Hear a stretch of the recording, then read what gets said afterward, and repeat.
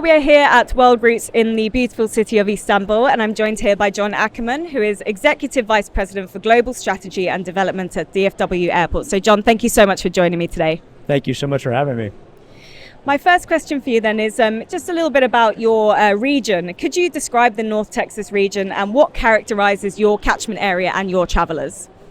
The North Texas region is really quite simply the fastest growing region of the fastest growing state in our country. So I think that says it all, but I'll go on a little bit from there. A lot of people, when they think of Texas and North Texas, particularly people who are not our countrymen, think of us as wearing cowboy hats and pumping oil out of our backyards and things like that. And we are a major energy producing state, but we're also the largest carbon neutral airport in the world, which a lot of people don't know. And that really is representative of what's going on in Texas. We're an energy economy, but we're not only an oil and gas economy, a traditional energy economy, we also produce more wind energy than any state in the country. And our economy is very diversified. We have very little concentration in industry sectors. As a matter of fact, we're the second most diversified economy of all the major metropolitan areas in the United States. And the economic dynamism of the region is really amazing. It's a very easy place to do business. We get rated every year as the #1 state by global CEOs to do business in the United States.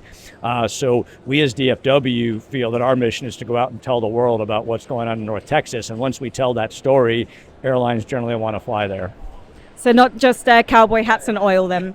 Not anymore. we do have that, and that's important. It's an important part of our history, but so we do have cowboy hats, we do have oilmen, and they're incredibly important to us. But Texas is so much more than that, I guess, is what I would say. But that's very important to us, and that's part of our culture and the Western heritage, which influences tourism. So it's very important, but it doesn't drive the economy as much as it used to. And you recently announced an expansion to your central terminal area. Tell me a little bit more about this project and why it is exciting. It's exciting, first of all, because it's the first new terminal that we built in 20 years. So we announced that we're going to build Terminal F. We have A, B, C, D, E, and now F. It's going to start with 15 gates, 15 contact gates, and then 7 stands. It'll open in a few years, and that'll be the first thing that we built in several years. Simultaneously, we're going to completely take down and rebuild our Terminal C, which is about 40% of our customers use Terminal C every day. So we're simultaneously building a brand new terminal that is as large as some airports, and we're rebuilding our biggest legacy terminal at the same time. So customers are going to see a radical transformation in the customer experience at the airport, and obviously much for the better. Sounds fantastic. Now today DFW is the second busiest airport in the world, serving more than 250 destinations and an estimated 80 million passengers in 2023. So, I mean, where do you go from there? How do you expand? Well, we're already now at 261 destinations as of Friday when I left. So we've already expanded a little bit. Look, there are many cities that we're not connected to. We have domestic growth capacity. We're here at this conference and we're seeing these amazing airports and airlines from around the world, and this is about international, generally long haul travel. But we have more than 180 domestic destinations just from our airport, and they're vitally important because all that, of course, feeds the international flights. So we're simultaneously working on expanding our domestic network, but also we have our eye on many of the cities around that you look around and see here. We have our eye on some of these airports, and we would like to further connect DFW to those airports. So we think with the growth in Texas and the growth in DFW, right now in the United States, you have New York, Los Angeles, Chicago, and then Dallas, Fort Worth are the 4 biggest metropolitan areas in our country. We are growing the fastest, and within 10 years, we will surpass Chicago. So what we talk to our airline customers about is they're making major investments. When they announce a long haul route, it can take years for that route to mature. So in hockey, I don't know if you follow hockey, but there's a saying called skate where the puck is going. If you skate where the puck is, you're going to be late. You have to skate where the puck is going. So we're telling people, if you're thinking 5 or 10 years down the road, which you should be if you're doing these massive long haul routes, you want to invest where the growth is in our country, and it's simply in Texas and in Dallas, Fort Worth. So, I mean, what are your route development ambitions then? Where do Texans want to travel to that they currently can't? There's some destinations in Europe Texans like to travel. So, ideally, I want every city in the world connected to Texas. But we have a very methodical process. We go through and we look at the size of the market. All the things that the airlines look at.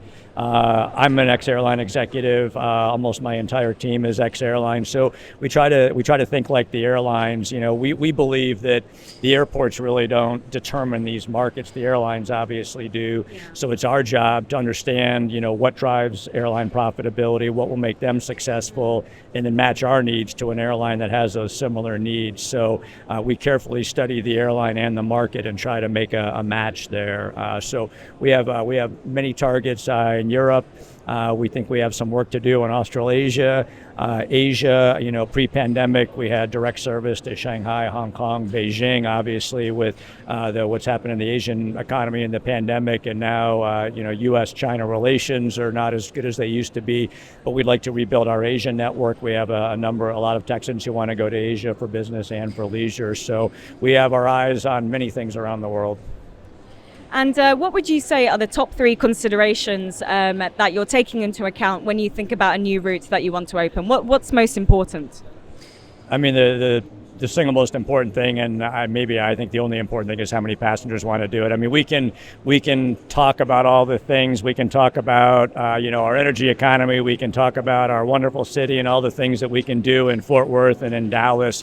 But if there's not enough passengers who want to do it, it doesn't matter. The airlines, they're looking at this as a business as it is, and they're going to go where the traffic is. So we really focus heavily on the traffic and therefore the profitability for the airline itself. We're always thinking of it from the airline perspective, not from our perspective. And how do you harness that data? How do you go out and find out? Well, we have, I think most airports, we have a number of different data sources, all the usual. I'm not going to do a commercial for them here, but we have all the usual data sources that airlines tend to use, because again, we try to think like an airline. So we have a number of, private data sources that we subscribe to, but most of our job is getting out to things like this and talking to airlines. And, this is once a year, but, every day our team is talking to airline customers. And I think one thing that differentiates DFW from all of our U.S. competitors is, everybody here is doing business development. This is sales. You're trying to attract a new airline and get them to announce and start the service. And generally, once salespeople do that, they move on to the next sale, right? And they go get the next airline. And we were guilty of that 7 or 8 years ago. But what we realized was that wasn't fair to our partners. We would get them in and then we would go on to the next partner.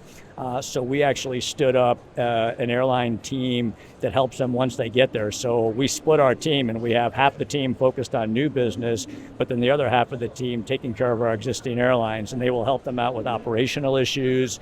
We will support marketing efforts.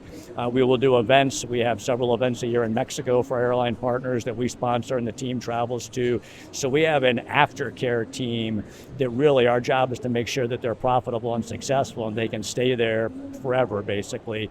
And that is different. We're not aware of any other airport in our country that does that. It costs us money to do that. I have, instead of salespeople, so it was a big business decision for us. We felt it was the right decision. Any business knows that if you're constantly, churning your customers, you're just kind of on that, on the hamster wheel, as we call it.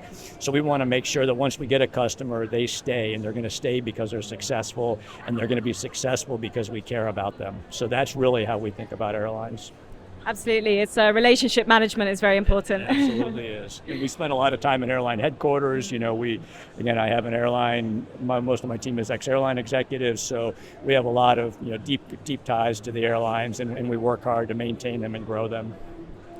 Now, are there any particular passenger trends that you're keeping an eye on that you think might inform a future route? Anything that jumps out?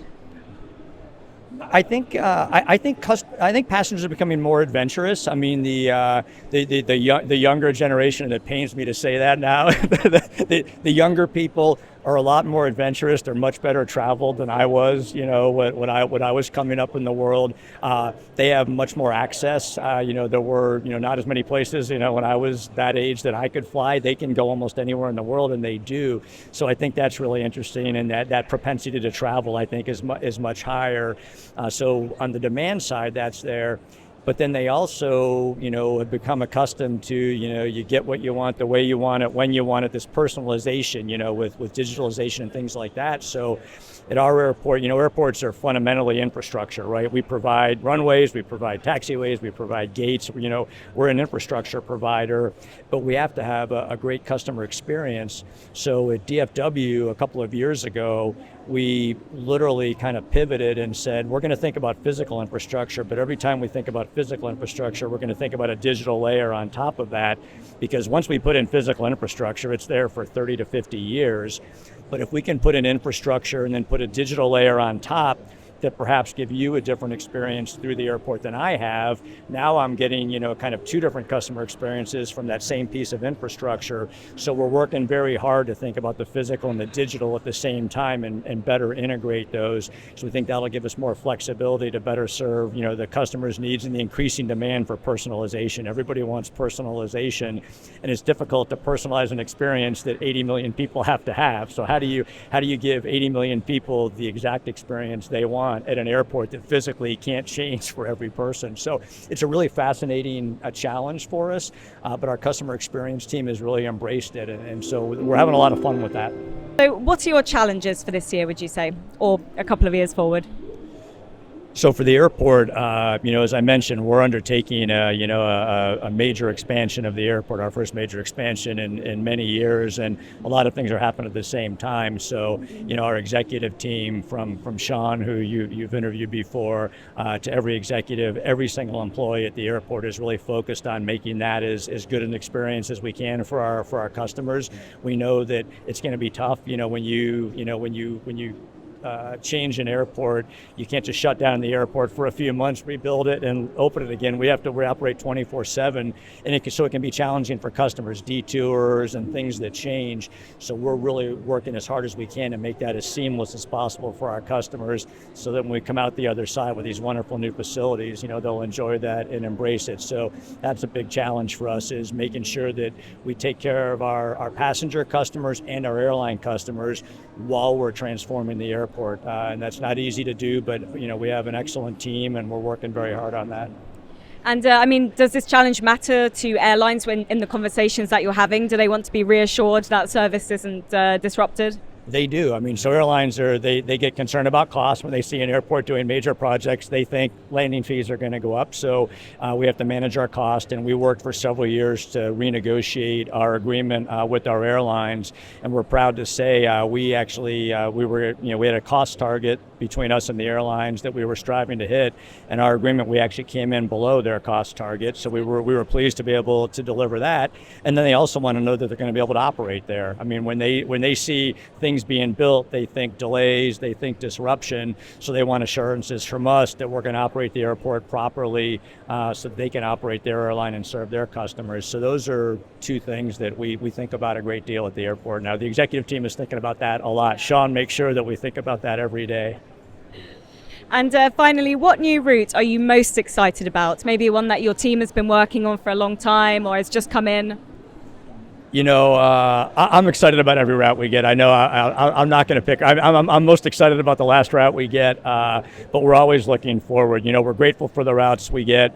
When we get them, we want to make them successful. We're always looking forward. So I say we're always pleased, but never satisfied. Like my team is never satisfied. We're always trying to do more for our airlines and for our airport and for our region. So. That was very well said, John. That was my final question. Thank you so much. Thank you very much for your time. I really appreciate it.